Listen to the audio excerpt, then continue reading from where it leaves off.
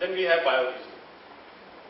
Biodiesel can be extracted through some plants, and we have a lot of marginal lands where these species of plants can be planted. We have around more than 26 million hectares of wasteland and around 8 million hectares of degraded land. And the estimated potential of 1.2 tons per annum per hectare. So you can well imagine how huge is the potential of this resource in our country. We are looking for Questor as a source of biodiesel. Sukchen is another option, and Jatropha is the third option.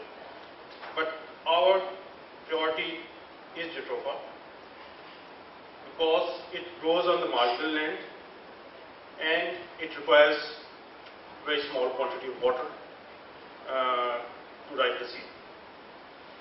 And it also, of course, combats land degradation, desertification, and unemployment.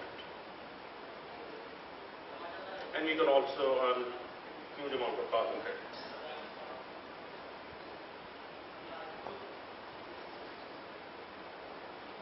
These are the potential areas of energy plantation. These all are the marginal lands in Pakistan which are presently not being utilized for any purpose. And here we can plant Jatropha, which can be converted to biofuels.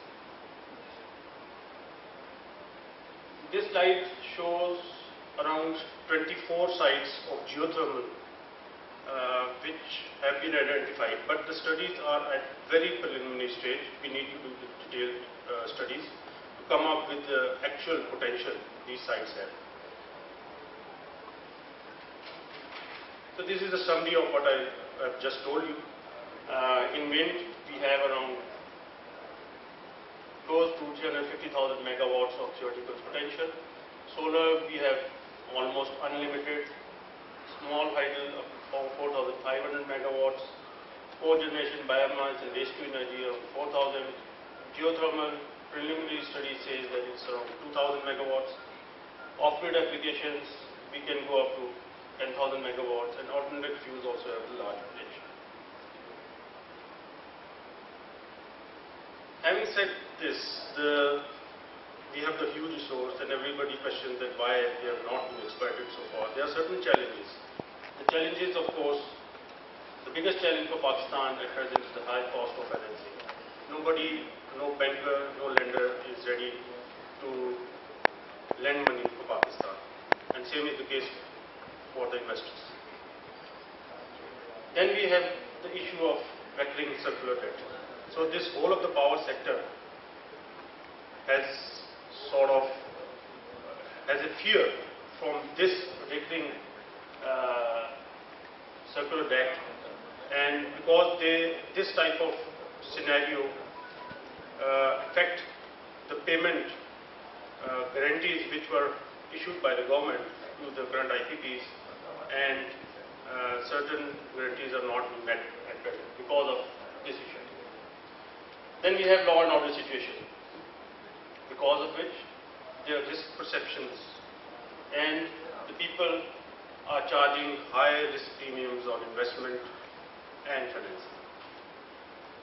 Resource data is also a challenge, because at present we have the bankable data on wind, but on other technologies we are still working on getting the data. So at present this is a challenge, however it will be done away with time. Land availability in the areas where the resource is available is also an issue. Then licensing procedures, setting up the tariffs, purchase agreements and guarantees.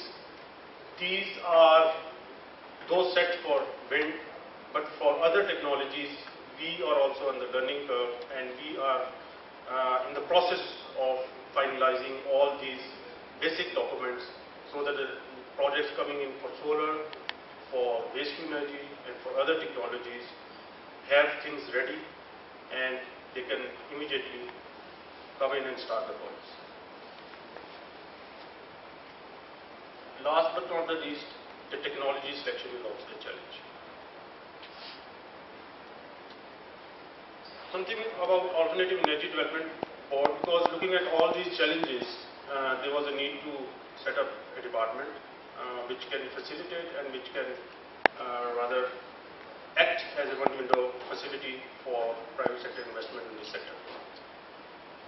ADB was created in May 2003, primarily to implement policies, facilitate development and generation of alternate energy, encourage transfer of technology, promote provision of energy services that are based on alternate energy, and only recently in 2010, when we were inactive, we were also given the mandate to undertake RE projects on commercial scales.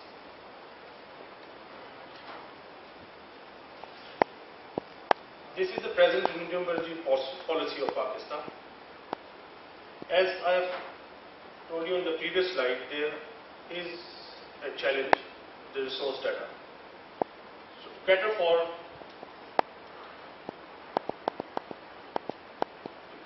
that risk, the resource risk, especially for wind and hydro, has been taken by the power purchaser. So this gives the comfort level to the investors coming into Pakistan, because they don't have to bear the resources. Then we guaranteed every unit of electricity generated by renewable energy projects will be purchased and will be paid for. Grid provision to the generation facility, to the gate of the generation facility, is the responsibility of the power purchaser. At present, we have the cost plus mechanism of tariff determination, and for renewable energy projects, we offer 17 to 18% return on equity, which is guaranteed. At the same time, we have also announced an attractive feed-in tariff for wind, which I have already told you is 14.6 cents, and this has been done to fast-track the projects and to reduce the time required for the project development, and to go and get the feasibility prepared and get the tariff from that.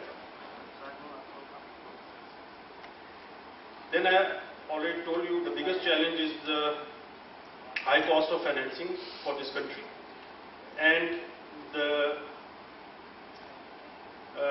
that the lenders are not comfortable to give finances for Pakistan.